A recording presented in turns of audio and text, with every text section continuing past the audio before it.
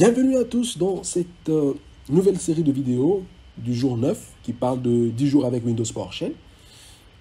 Je me présente, je m'appelle Héritier Kandolo.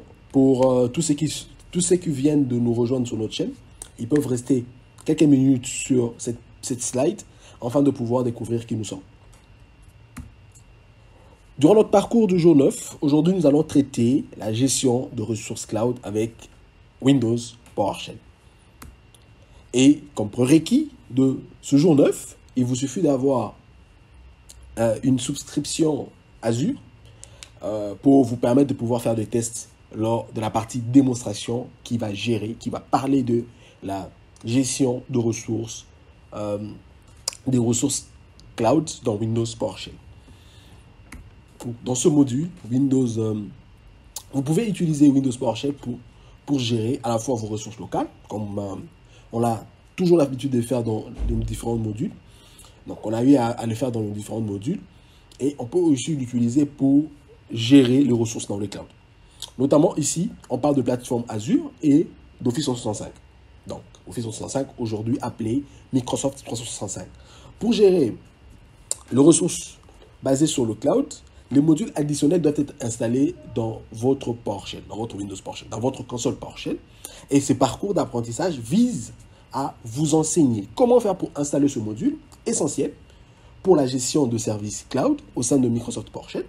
De plus, vous décrire comment utiliser les commandes PowerShell pour accomplir des tâches administratives de base sur les ressources spécifiques telles que le machine virtuelle, les abonnements Azure, etc.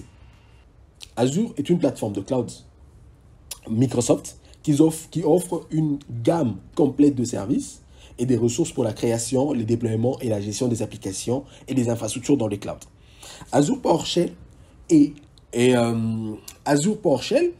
un outil, tout comme d'autres outils de ligne de commande, qui vous permettent de pouvoir gérer, développer, administrer vos ressources qui sont déployées dans le cloud de Microsoft.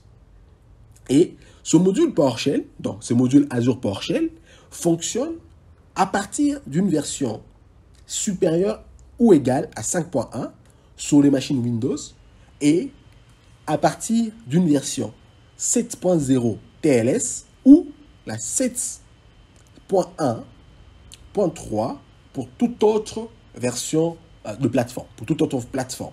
Donc, à partir de cette version-là, au-delà. Comment faire pour installer un module ou comment faire pour installer le module AZ? Donc, pour dire, module Azure.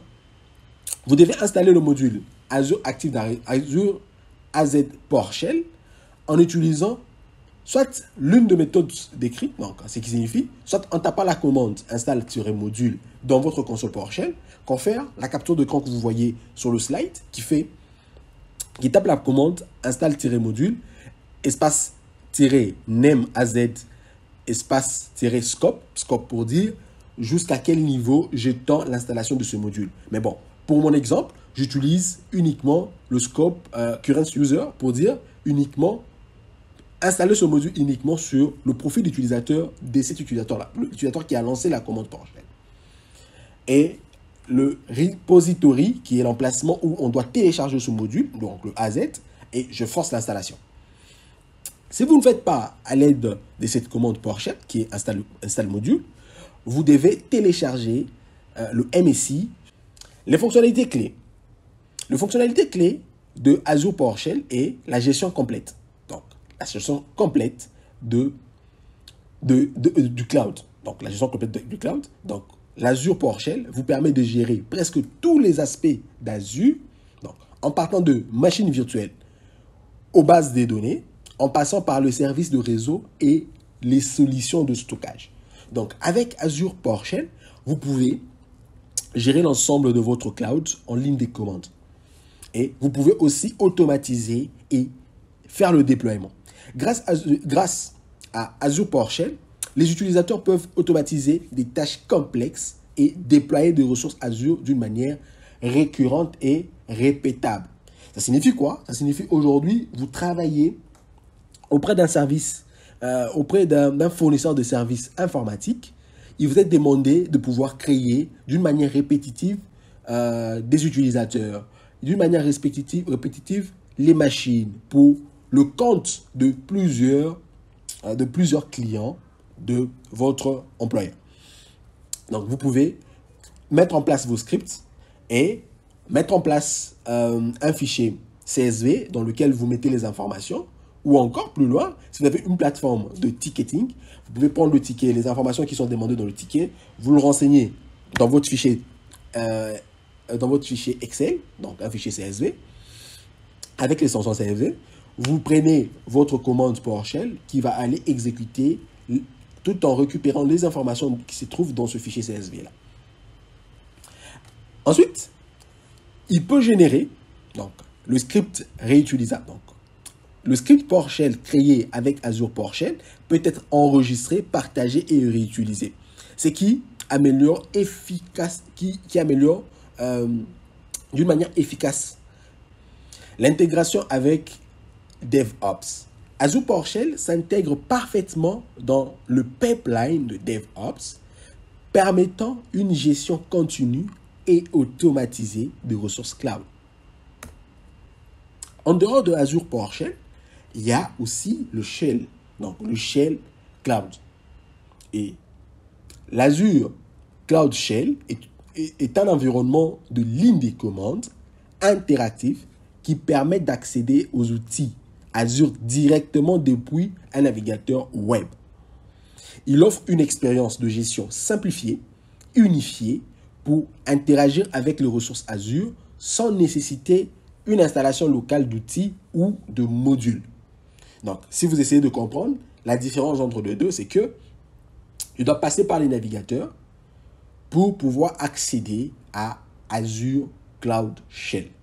À la différence avec Azure PowerShell, où on a plusieurs possibilités d'installation. On peut l'installer en local sur votre machine et aller écrire, gérer, monitorer vos ressources qui se trouvent dans le cloud. Vous pouvez accéder au cloud Azure de 3 manières. Soit en passant par le lien direct. Donc, vous ouvrez le navigateur, vous consultez la page https://shell.azure.com. Vous tomberez directement sur la page Cloud Shell. Ou encore, vous pouvez passer par le portail Azure en sélectionnant l'icône Cloud Shell sur le portail Azure. Ou encore, vous pouvez faire les extractions de code. Donc, vous pouvez faire extraire le code pour les injecter afin de effectuer vos tâches. Les fonctionnalités clés de Cloud Shell.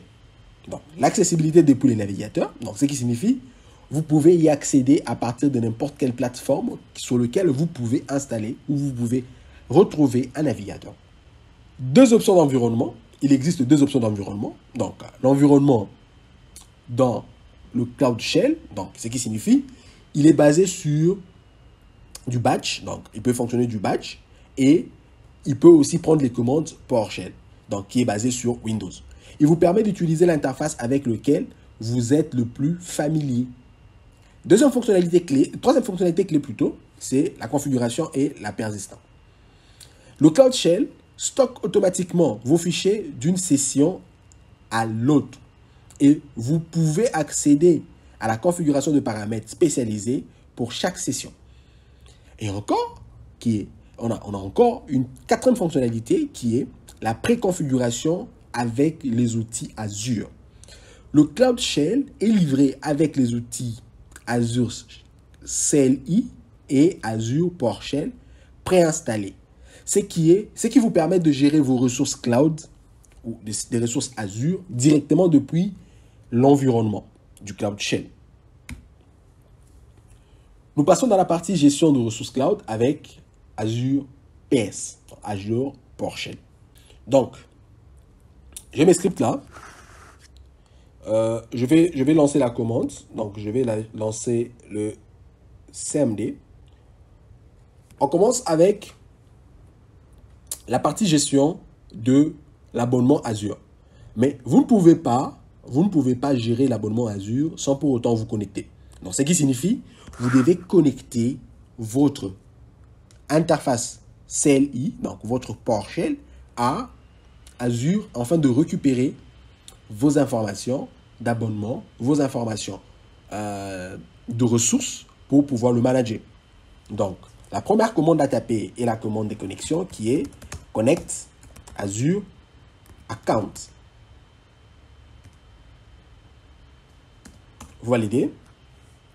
Il y aura un pop-up qui va venir.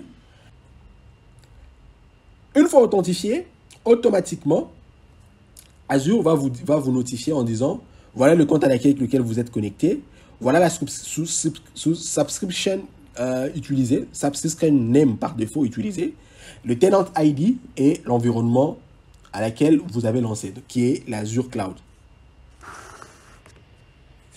Ce que je vais faire, c'est je peux voir toutes mes souscriptions en tapant la commande Get Azure Subscription.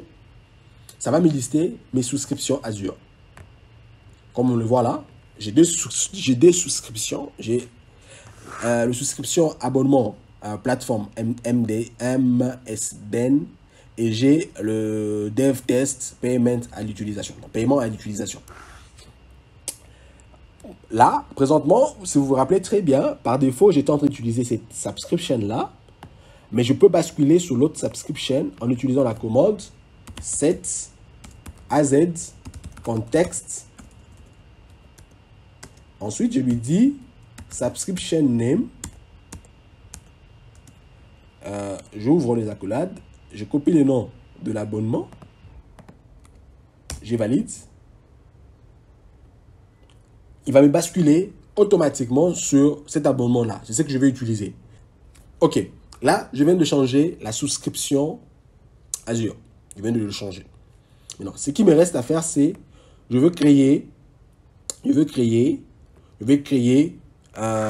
nouvelle ressource. Je vais créer une nouvelle ressource appelée jour 8 qui devra être localisée dans la zone est de l'Afrique des États-Unis. C'est la commande de la ligne 8, celle-ci, qui est new-az resource group. Donc, qu'est-ce que je vais faire? Je vais juste copier cette commande-là. Je vais la taper là. Je vais valider.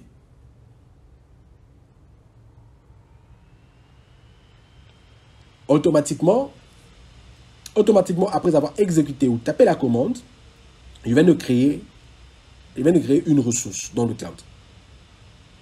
Et dans cette ressource, je souhaite créer une machine virtuelle que je vais appeler test jour 8, qui devra se trouver dans le ressource group name jour 8 et qui doit avoir une interface, un réseau virtuel appelé MyVNet. Il doit avoir un sous-réseau appelé MySubnet et le security group name appelé MyNetwork Security Group et le public IP address name, donc l'IP public, le nom du IP public, de l'objet IP public, c'est MyPublic IP address. Et j'ouvre par défaut le port 80 et le port 3389. Ensuite, je veux installer l'OS Windows Server 2019 édition Data Center. Je copie toute cette ligne de commande là, je la colle dans ma console. Je valide. Là, je dois spécifier le nom d'utilisateur qui devra être associé à la machine virtuelle. Bon, je fais ceci. Je tape le mot de passe. Ouais, je l'ai raté. Non, je le recommence. OK. Ce nom d'utilisateur, ce mot de passe là, sera le nom d'utilisateur, le mot de passe pour me connecter à ma machine virtuelle. Je laisse tourner la vidéo et je vous reprends une fois la VM sera créée dans le cloud. OK.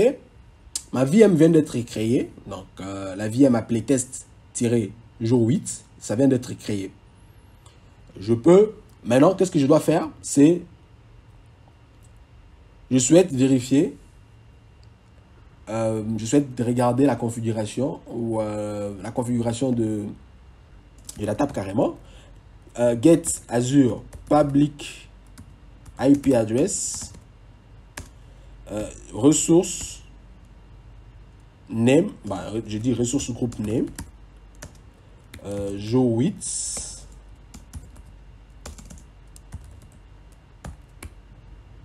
Ensuite, je lui dis, sélectionne-moi uniquement. Donc, je vais dire select. Sélectionne-moi uniquement le IP address. Je valide. La commande va me renvoyer l'adresse IP publique de la machine. L'adresse IP publique utilisée par ce groupe name qui est le jour 8, qui est aussi l'adresse IP publique utilisée par ma machine virtuelle. Maintenant, je peux lancer une commande qui peut me permettre de pouvoir installer un rôle déployé dans Azure. Cette commande, elle est nommée invoke-azvm round command. Je spécifie le nom du ressource groupe, de la ressource groupe plutôt, le nom de la VM et le command ID. Donc, je mets le command ID qui est round PowerShell script et je mets le script PowerShell que je souhaite installer, qui est le script qui est la commande install-Windows Futures espace-name web server et ensuite include management tools. C'est pour installer le serveur web. C'est pas le bon. Bah, je vais le taper carrément. Quand j'ai un problème avec mon presse-papier, round command, je lui dis ressource name, jour 8, oui, c'est ça. Il lui dit VM name. Je vais faire ça. C'est quoi ça? Ok, je fais là. Je lui dis test jour 8. Je ferme. Commande ID. Je lui dis round PowerShell script. C'est ça. C'est ce qu'il faut taper. Je ferme. Je lui dis cette fois-ci le script string, c'est install-Windows Futures. Je dis Windows Futures-name web server-include management tools. Je ferme et je valide. Il va, en fait, prenez cette commande invoke VM azvm round command comme étant la commande invoke command. L'invoke command qu'on a eu à utiliser dans le module précédent qui était le module de prise en main distant de machine. Donc, cette commande va faire la même chose que l'autre commande. Mais cette fois-ci, cette commande, elle permet juste de pouvoir exécuter des commandes PowerShell ou des scripts à partir de votre machine, de le faire à distance sur les machines PowerShell, les machines plutôt Azure. Mais on peut toutefois, si on active le WRM, on modifie le trace host, on peut aussi le faire avec le PS Session ou encore le faire avec invoke command, mais vous devez autoriser le port sur le firewall Azure de la machine virtuelle afin qu'il puisse autoriser les entrées de numéro de port. Mais ceci va exposer vos ports sur Internet parce que vous devez utiliser l'adresse IP publique. Et en ouvrant le port, toute cette liste de ports non sécurisés en public sur votre IP public sur Internet, ça peut exposer votre machine à des attaques sur Internet. Mais bon, ma commande vient d'être exécutée et ça s'est passé avec succès. Donc, on peut même faire un test. Je vais faire un test de connexion. Ma commande vient d'être exécutée. Ça vient de finir. Donc là, je vais faire un test de connexion. Donc, test connection, net connection. Port. Je lui dis le port, c'est le port 80. Et je lui spécifie l'adresse IP où il doit faire le test pour voir si ce port-là est ouvert. Vous avez vu, effectivement, on arrive à atteindre cette adresse IP-là avec sur le port 80 en TCP. Ça fonctionne. Et une autre façon pour le tester serait d'ouvrir le navigateur. Donc, Donc, je vais faire Edge. Je vais lancer le navigateur. Et on va taper ce numéro de port dans mon navigateur. Et nous sommes censés avoir la page de IIS. Et voilà, la page IIS s'est lancée avec succès. Et à la fin, pour clôturer avec cette petite démonstration, je vais stopper ou je vais arrêter mon ordinateur virtuel. Il faut que je spécifie le ressource group name, c'est jour 8. Le nom de la VM, c'est test jour 8. Oui, j'accepte de l'éteindre. Cette opération va stopper. Donc, comme vous savez les lire dans la suite des lignes de commande, Virtual Machine Stopping Operation. Donc, il va arrêter la machine virtuelle. Et vous pouvez aussi supprimer la ressource en tapant la commande remove. Donc, la commande remove az ressource groupe. Donc là, carrément, je vais supprimer tout le groupe. Ressource groupe jour 8. On me demande de confirmer, je confirme. Donc, je vais le laisser tourner pendant que nous rentrons sur notre slide. Et nous finissons par là avec un quiz du jour 9 qui est quelle est la fonctionnalité principale de Azure PowerShell dans le contexte d'Azure. Il y a des assertions. Je vais prendre ces questionnaires. Vous pouvez le répondre dans le chat ou je le mets dans la partie communauté.